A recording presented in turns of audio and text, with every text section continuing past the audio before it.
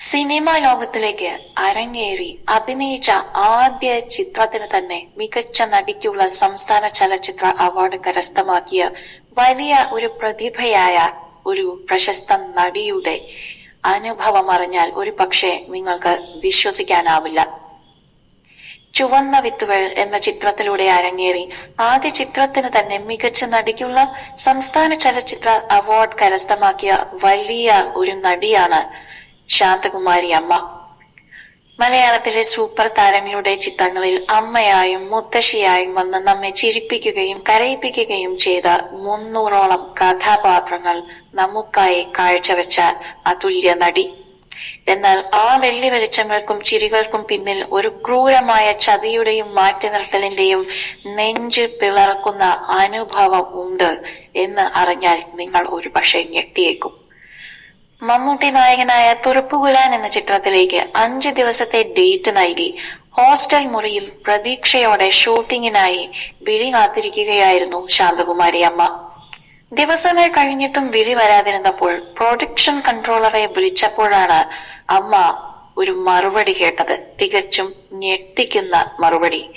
ചേച്ചി മരുന്ന് കഴിച്ച പല്ലോടക്കം ഇരിക്കെ തനിക്ക് യാതൊരു അസുഖവുമില്ലല്ലോ എന്ന് ചിന്തിച്ച് അമ്പരന്ന് നിന്നുപോയ ആ പാവം നടി പിന്നീടാണ് സിനിമയിലെ ആ ക്രൂരമായ ചതി പുറത്ത് അവർ അറിഞ്ഞു വരുന്നത്. സംഭവിച്ചത് എന്താണെന്ന് വെച്ചാൽ ആ സമയത്താണ് അന്തരിച്ച പ്രശസ്ത നടി സുകുമാരി ചേച്ചി ഹൃദയ ശസ്ത്രക്രിയ കഴിഞ്ഞ് കിടപ്പിലാവുന്നത്. ആ സാഹചര്യം മുതലെടുത്ത് അമ്മ സംഘടനയിലുള്ള ഒരു സ്ത്രീ മനഃപൂർവ്വം ശാന്തകുമാരി അമ്മയ്ക്ക് ഗുരുതരമായ ഹൃദ്രോഗമാണെന്നും ഹാർട്ട് സർജറി കഴിഞ്ഞ് കിടപ്പിലാണെന്നുമുള്ള വ്യാജ വാർത്ത സിനിമാ മേഖലയിൽ പരത്തുകയായിരുന്നു. കയ്യിലിരുന്ന 3ഓളം നല്ല സിനിമകൾ ഒറ്റയടിക്ക് നഷ്ടപ്പെട്ടു കഴിഞ്ഞ് കുറച്ചുകൂടി കഴിഞ്ഞാണ് താൻ ചതിക്കപ്പെടുകയായിരുന്നു എന്ന് ശാന്തകുമാരി അമ്മ തിരിച്ചറിയുന്നത്. ഒരു പെൺകുട്ടിയുടെ അനാവശ്യമായ കള്ളക്കഥ കാരണം നീണ്ട 5 വർഷമാണ് ജോലിയൊന്നുമില്ലാതെ വീട്ടുവാടക കൊടുക്കാൻ പോലും പണമില്ലാതെ ആ വലിയ കലാകാരിക്ക് ഇരിക്കേണ്ടി വന്നത്. സഹായത്തിനായി അമ്മ സംഘടന നൽകുന്ന 2000 രൂപ മാത്രമായിരുന്നു അവരുടെ ഏക ആശ്വാസം.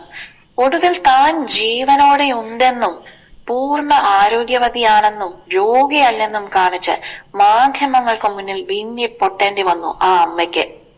സ്വന്തമായി ഒരു വീടെന്ന സ്വപ്നവുമായി നടന്ന അമ്മ ഒടുവിൽ ഒരു ദിവസം മോഹൻലാലിനെ കാണാൻ തീരുമാനിച്ചു.